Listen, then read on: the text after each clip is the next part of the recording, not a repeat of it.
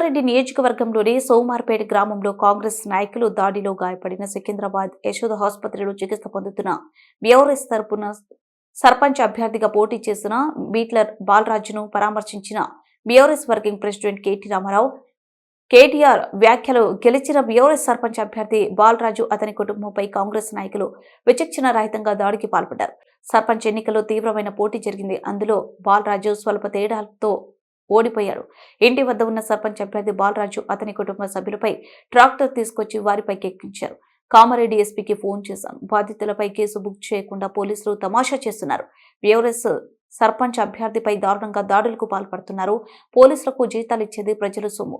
కాంగ్రెస్ నాయకులు ఇవ్వడం లేదని గుర్తుంచుకోవాలి. పోలీసుల తీరు మార్చుకోవాలి, లేకుంటే తిరగబడతాం. శాంతి భద్రతలకు విఘాతం కలిగించొచ్చు. భారతీయకి 3 సర్జరీలు చేయాల్సింది. 3 వారాల విశ్రాంతి తీసుకోవాలి వైద్యులు సూచించారు.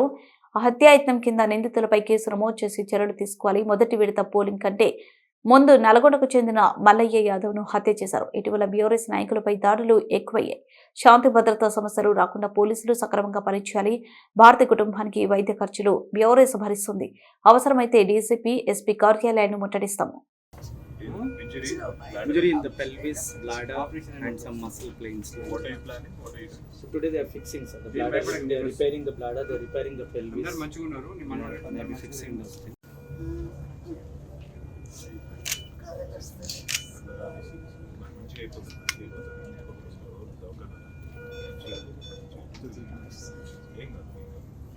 డాక్టర్ గారు చెప్పిండు మంచిగా అయిపోతావు, భయపడతావు.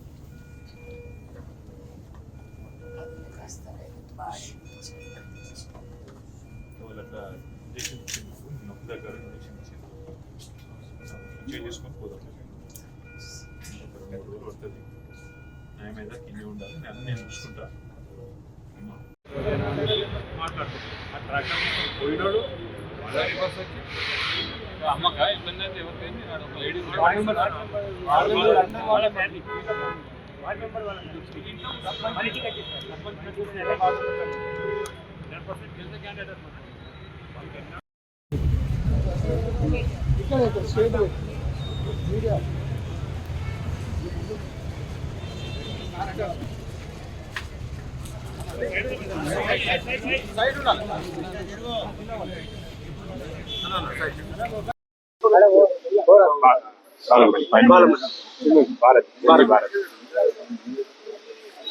నిన్న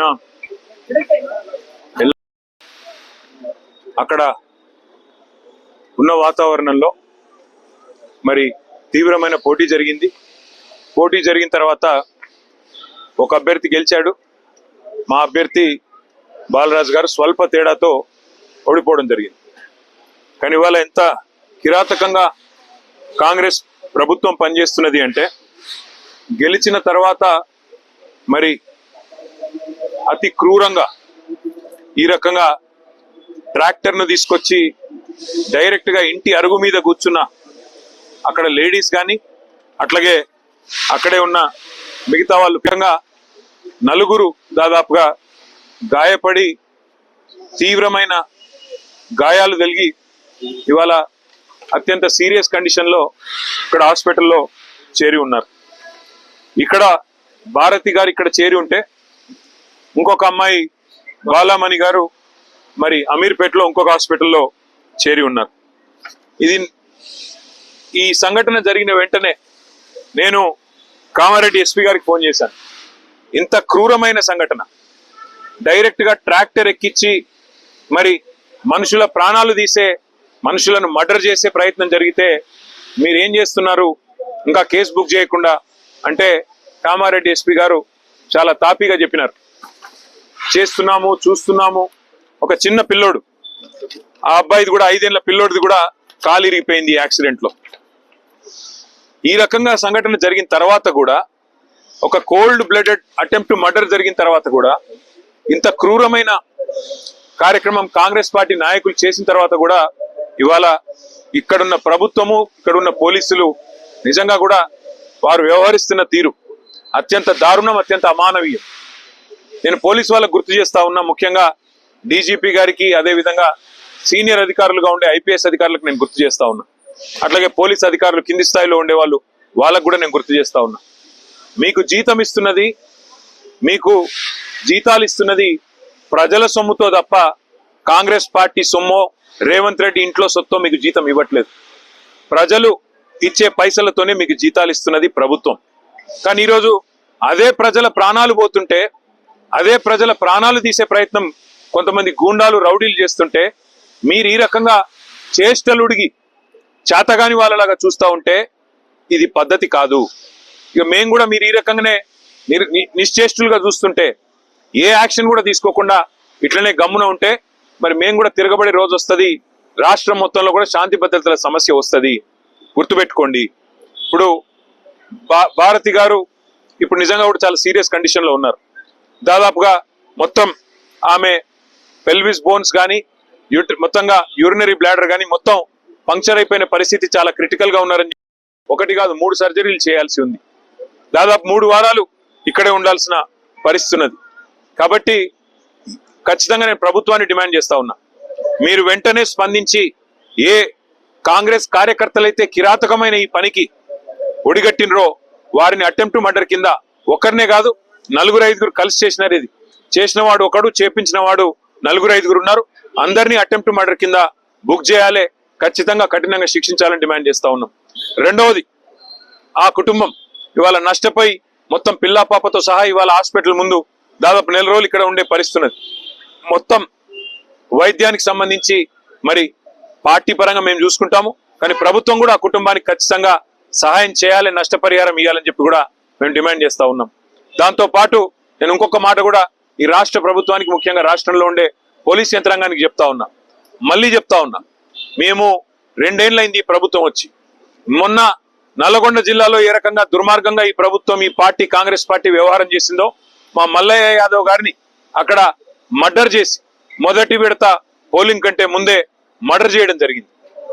నల్లగొండ నియోజకవర్గంలో ఒక సోదరుడు, ఒక బీసీ సోదరుడు, ఆయన కూడా నామినేషన్ వేస్తే నామినేషన్ వేయొద్దని బెదిరించి కొట్టి ఆఖరికి కిడ్నాప్ చేసి ఆయనకు మూత్రం దాగిచ్చారు. అయినా కూడా ఇంతవరకు కేసు పెట్టలేదు అక్కడ ఉండే పోలీస్ యంత్రాంగం. ఈ రకమైన అరాచకాలు ఏవైతే ఇవాళ రాష్ట్ర వ్యాప్తంగా జరుగుతున్నాయో, ఇటు కామారెడ్డి జిల్లా ఎల్లారెడ్డిలో కానీ, అక్కడ సూర్యాపేట జిల్లాలో కానీ, నల్లగొండ జిల్లాలో కానీ, ఇవన్నీ కూడా గుర్తు పెట్టుకుంటున్నాము. ఇవన్నీ కూడా ప్రజలు కూడా గమనిస్తా ఉన్నారు.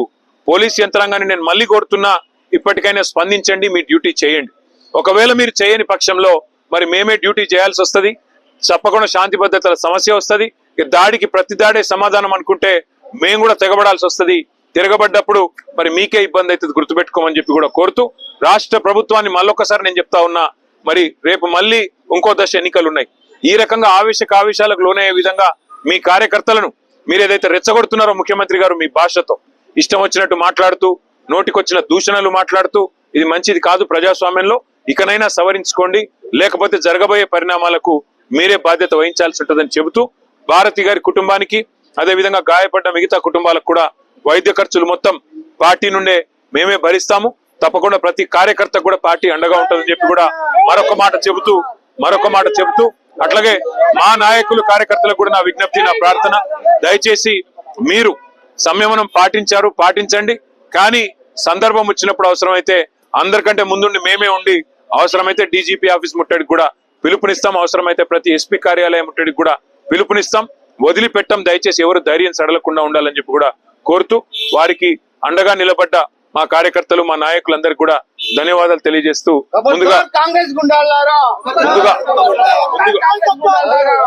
ముందుగా వారి ప్రాణాలు కాపాడుకోవడం మీద దృష్టి పెట్టుకుందాం. ఆ తర్వాత మిగతా కార్యక్రమాలు చేద్దాం. తప్పకుండా ఎస్పీ గారితో, డీజీపీ గారితో అందరితో కూడా పార్టీ డెలిగేషన్ పోయి మాట్లాడుతుంది. ఒక్కరు కూడా ఇందులో మిగలకుండా ఎవరెవరైతే దాడి చేసినారో అందరూ అరెస్ట్ అయ్యేదాకా, అందరికి శిక్ష పడేదాకా వదిలిపెట్టం, న్యాయ పోరాటం కూడా చేస్తామని చెప్పి కూడా తెలియజేస్తూ మీకు ధన్యవాదాలు.